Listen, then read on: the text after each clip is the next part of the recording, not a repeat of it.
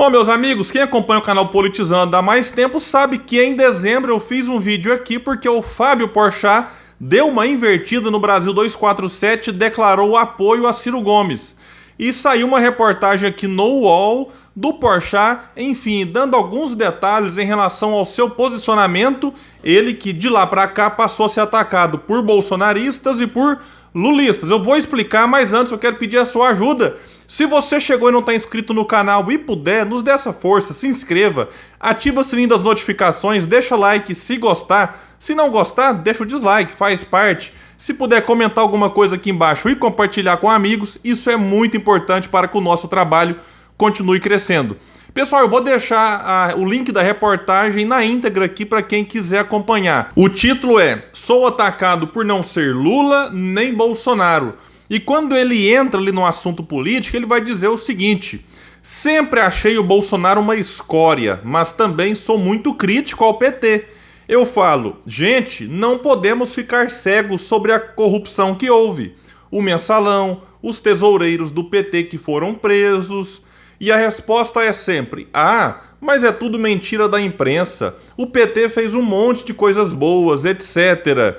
Aqui boa parte disso é repetido hoje por bolsonaristas quando alguém tenta acusar esse governo de ser um desastre total. Fala, não, a imprensa pega no pé demais. Mas vamos voltar aqui para a reportagem da Daniela, que vai dizer o seguinte: ele, o Porchat, adquiriu um tom teatral e falou mais alto do que o normal. E aí, menina, eu tô no limbo. Ninguém sabe me classificar. Eu não sou Lula e não sou Bolsonaro. Eu sou o quê, então? Não é?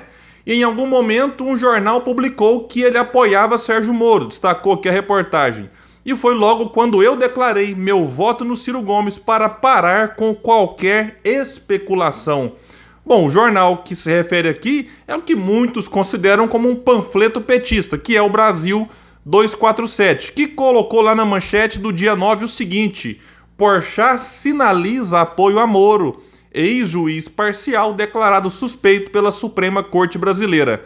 O Porchat no mesmo dia rebateu, foi no seu Twitter e compartilhou dizendo o seguinte: sinto decepcioná-los, mas em 2022 eu vou de Ciro Gomes mesmo. Insisto, eu fiz um vídeo aqui na ocasião falando sobre isso.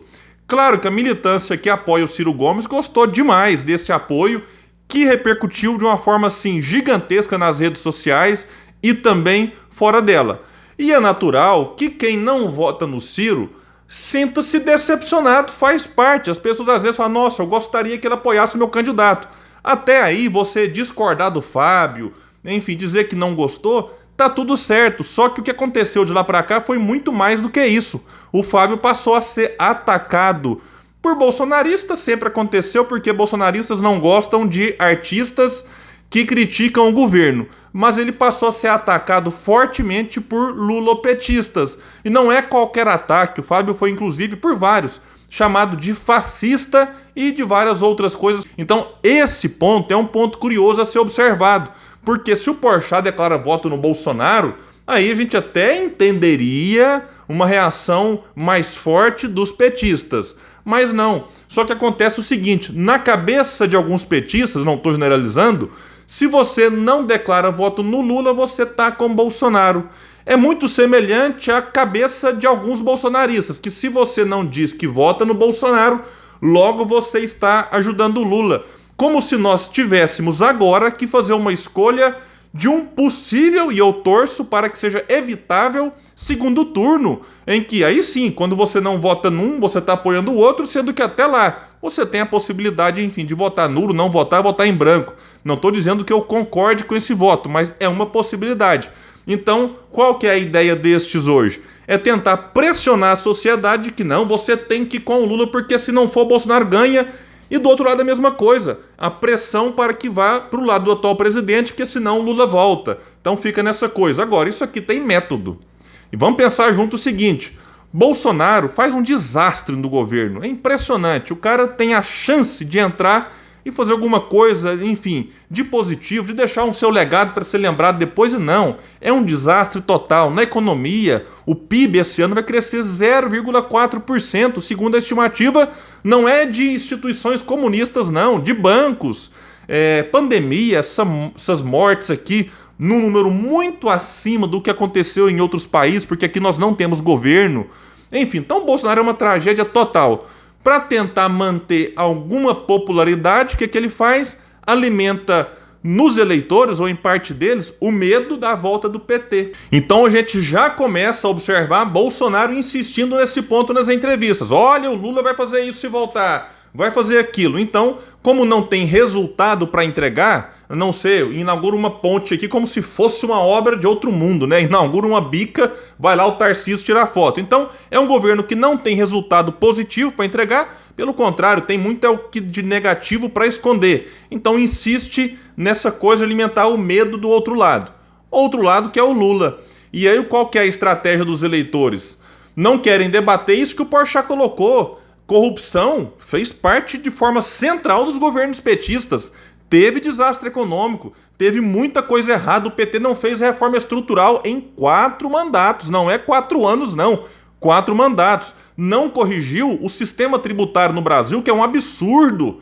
Enfim, que pune os mais pobres com uma tributação pesada no consumo e acaba aliviando, por exemplo, tributação sobre renda e patrimônio. Então o PT teve a chance de transformar esse Brasil, fez alguns avanços, mas enfim, vários deles foram por água abaixo no primeiro ano ali do segundo ano do governo Temer. Por quê? Porque não foi uma mudança na estrutura perversa que existe nesse país.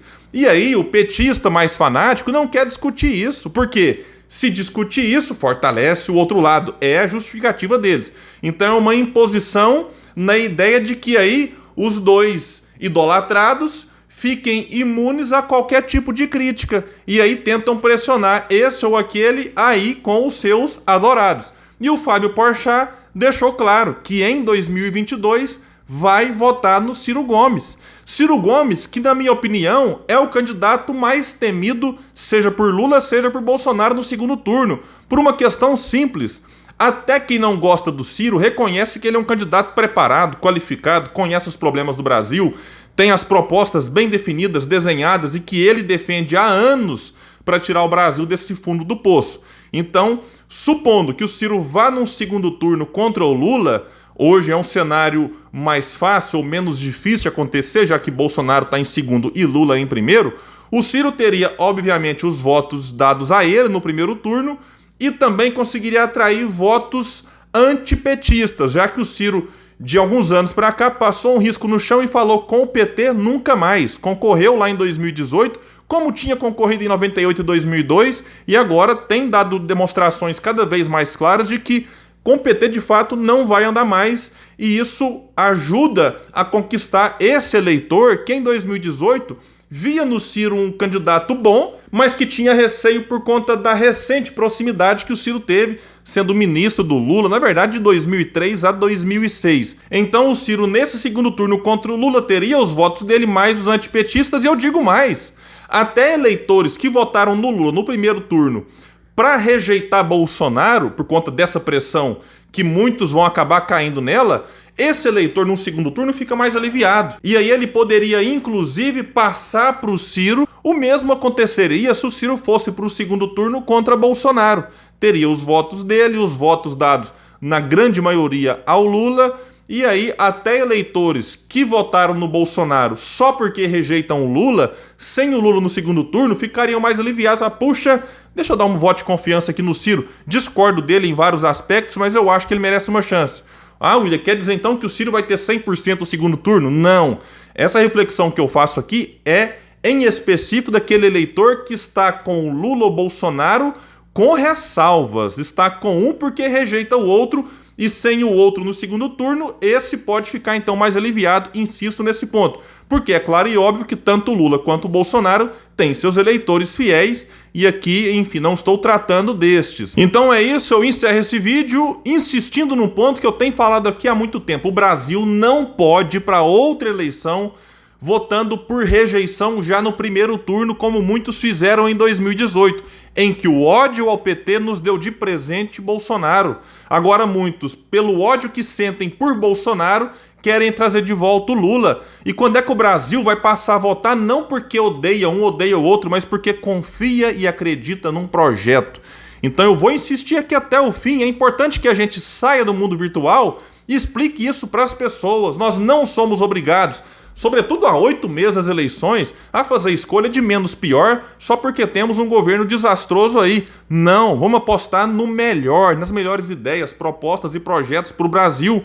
E aí, lá na frente, no segundo turno, se aquele candidato que você não prefere, e pode ser o Ciro, pode ser o Moro, pode ser o Dória, Simone Tebet e outro, já que muitos aqui não querem nem Lula nem Bolsonaro. Se o seu candidato preferido no primeiro turno não passar para o segundo, é no segundo que você e eu vamos fazer a escolha do menos pior, daquele candidato que mais se simpatiza com aquilo que nós imaginamos como ideal. Agora, essa pressão há 8 meses, como estamos aqui agora, ou há praticamente um ano, como estava na ocasião que o Fábio Porchat definiu seu voto em Ciro e foi atacado, essa pressão eu acho que ela é extremamente prejudicial para o debate que tem que ser feito. Então é isso, meus amigos. Se puder, compartilhe esse vídeo, vamos jogar para mais pessoas, deixa o like, porque isso é importante para que a gente aqui, Furibolhas, o nosso trabalho chegue também mais longe. Valeu e até o próximo vídeo aqui no canal Politizando.